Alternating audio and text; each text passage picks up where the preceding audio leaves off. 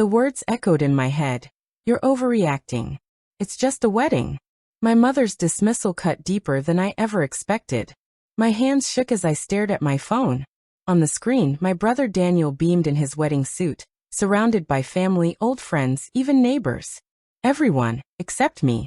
I closed Instagram and opened a travel app. First-class ticket to Honolulu. Ocean view suite booked.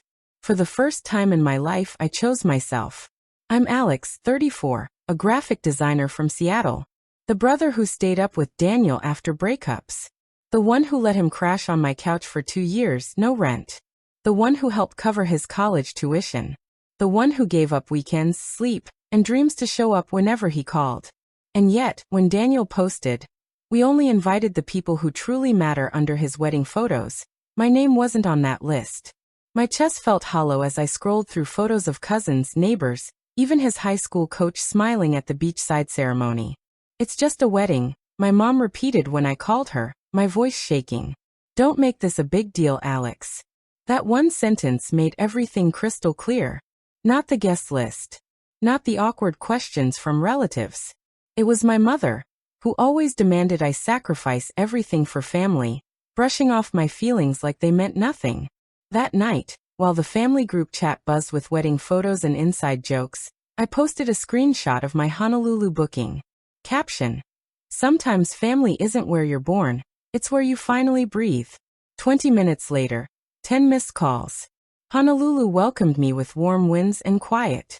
Not the cold silence of family dinners where my feelings were called drama. Real peace. I swam. I sipped wine watching sunsets. I silenced my notifications as the messages poured in. By day 3, curiosity won. 45 texts, 12 missed calls, another post from Daniel. Grateful for the ones who truly matter. More photos of family, friends, neighbors. Still not me. Mom's message arrived soon after. "Honey, don't take it personally. It's just a wedding. Stop being dramatic." But I finally heard what she really meant. You're not useful anymore. You're replaceable. So I posted another photo. Me in the hotel pool, cocktail in hand. Caption: "Sometimes walking away is the only way to breathe again." No filters. Day 5, Aunt Clara called. "Alex, what's going on? Your mom says you're being dramatic." Daniel's upset. I watched the waves roll in and asked, why? Because I'm okay? Because I'm not breaking down like they hoped? "Don't make this worse," she sighed. "It's his big day." "Exactly," I said. "His big day to erase the people who no longer serve a purpose." Day 6, my dad called. "Come on, Alex. Don't take this so seriously. Weddings get complicated. You know how it is." Then why was I the only one not invited? My voice was firm. Even the neighbors were there. "That's what Daniel wanted," his tone shifted. "You're an adult. Not everything revolves around you. Funny how it's only about me when they need something." Then came the final message. Mom again. "Alex, can you help co-sign the loan for Daniel's new apartment? We just need your paperwork." We already discussed this. We hadn't. They decided for me. Again. Like I was a bank account without a voice. Sitting there, glass of wine in hand, watching the sun dip into the Pacific, something inside me broke free. I recorded a voice note for the family chat. Calm. Clear. I'm not signing anything. I'm not explaining myself. I'm not your bank. I'm not your backup plan. If that's how family works, I'm out. Silence. Then the messages flooded in. Daniel, Mom, even his fiancée. All confused, suddenly caring. But it was too late. I was already gone. For the first time, I felt like me. The wedding day came Saturday. I had breakfast by the sea. Coffee, fresh fruit, peace. Meanwhile, in Malibu, the ceremony began. Out of curiosity, I checked Instagram. Daniel looked perfect. Suit crisp, bouquet in hand. Soft music playing as he walked with Dad. Around noon, my cousin Liam texted. "Dude, did you see this?" With a link. I clicked. A video of the wedding. Daniel at the altar. Music. Then suddenly, the groom froze. Whispered something. Turned and walked out. In front of everyone. Someone gasped. Guests whispered. Security tried to stop him. He brushed past and left. I watched it 3 times. Thought it was fake.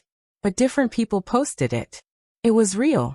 The wedding collapsed at the altar, in front of 150 guests. The messages came fast. Aunt Clara. Alex, please answer. Daniel's a mess. We need you. Suddenly, I'm family again? I didn't reply. Mom texted. Please, Alex. It's a disaster. Daniel needs you. Nothing from me. Then a voice note from Jordan, my cousin's husband. Man, you won't believe this. The groom saw texts between Daniel and his ex from 2 months ago. Someone showed him before the ceremony. He flipped out. Walked right out. Boom. I remembered when Daniel cried over that ex at 2 a.m. I picked him up. Let him stay at my place. Made tea. Gave him my bed. 2 days later, they were back together. Never even thanked me. So no, I wasn't shocked he was still texting them. Honestly, I wasn't even sad. I was angry. Because if the wedding went smoothly, they'd still be pretending I didn't exist. That afternoon, I hit the spa. Massage. Sauna. Quiet. I posted a photo, me in a robe, drink in hand, ocean behind me. Caption. Less drama, more peace. Comments off. Phone silenced. While everything in Malibu crashed down, I slept like a baby. A week later, I flew back to Seattle for errands. Didn't answer a single message. 80 unread texts. Glimpses of Daniel's heartbroken, Mom won't stop crying. Don't be cruel. Cruel? After all they did. Maybe I am. If protecting myself is cruel, so be it. That same day, I visited a law office. Made big changes. Removed my parents from my accounts. Updated my will. Closed the joint account Mom used for family expenses. Which really meant helping Daniel. Hours later, Daniel messaged. Alex, my grocery card isn't working.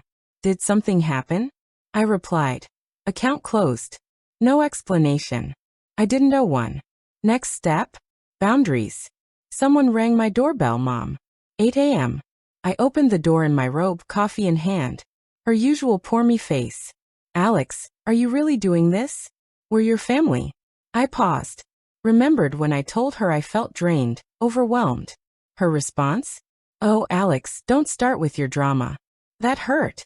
But I stayed quiet, like always. Not this time. After excluding me from the wedding? Now I'm family? She got quiet.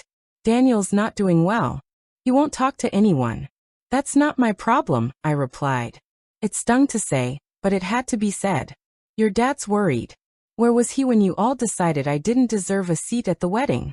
She had no answer. I'm tired, I said. Tired of paying. Tired of fixing. Tired of saving people who don't even see me. But we're your family. You were.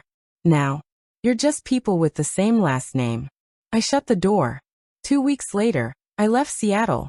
Moved to San Diego. Small apartment. Quiet life. Remote work. Peaceful. I didn't tell anyone. No goodbyes. Just left. The way they left me out of their wedding. It's been 6 months. 6 quiet months. And for the first time, I sleep well. No calls for help. No guilt. No performing for their approval. The first days in San Diego felt strange, waiting for someone to need me. But the silence grew comfortable. 3 weeks in, Daniel texted.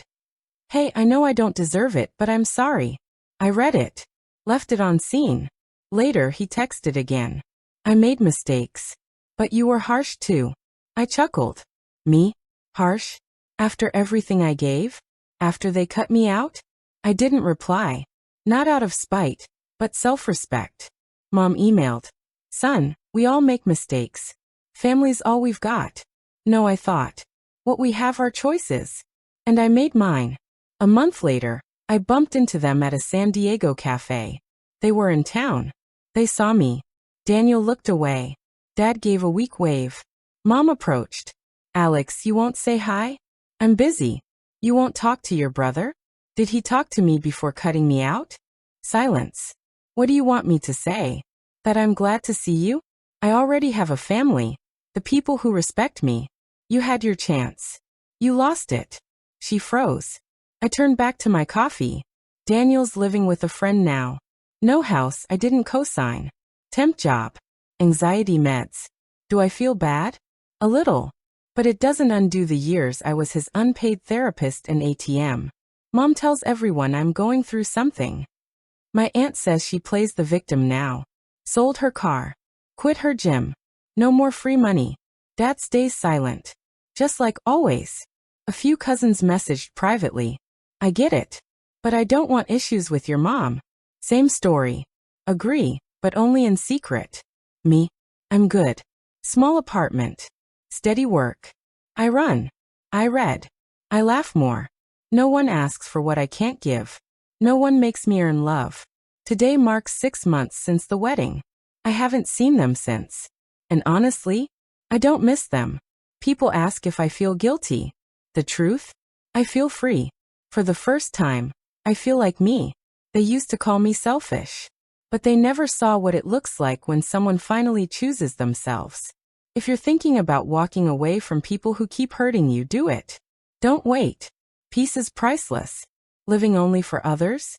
That's not living. I didn't expect the response when I shared this. Some related. Some judged. Some thanked me. You told my story, they said. I read every message. Some made me cry. Some made me angry. But all reminded me, it wasn't small. It never was. Let me answer the questions I keep getting. But they're your family. I've heard that all my life. Like being related means they get to hurt you. No, I don't regret leaving. I regret not doing it sooner. Couldn't you have talked to them? I did. Many times. I once told my mom through tears, I feel invisible. Her response? Oh, Alex. Always with your feelings. In my family? Feelings equal drama. Boundaries mean ungrateful. Being tired? Selfish. I wasn't bitter. I was protecting myself. And yes, when the person who always says yes finally says no, it feels like betrayal to those used to taking. But it's not an attack. It's survival. Did it hurt to walk away? Yes. It hurt to block my mom. Ignore my brother. But staying? That hurt more. I hoped they'd see me. Appreciate me. They didn't. I cried. I doubted. But I wasn't wrong. I was just tired. Tired of giving everything and being treated like nothing. Would I talk to them again? Not now. Not out of anger. But because I won't return to the same hurt. If they change? Maybe. But only if I can come back as me. Not their fixer. Not their wallet. To those who supported me, thank you. To those who shared your pain, you made me feel less alone. Even to those who criticized, I learned from you too. If you feel unseen by your own family, if you give and get nothing back, if they call you too much for having feelings, hear me. You're not the problem. You deserve peace. You're allowed to walk away. It hurts at first, but then you breathe. And for the first time, it feels like air.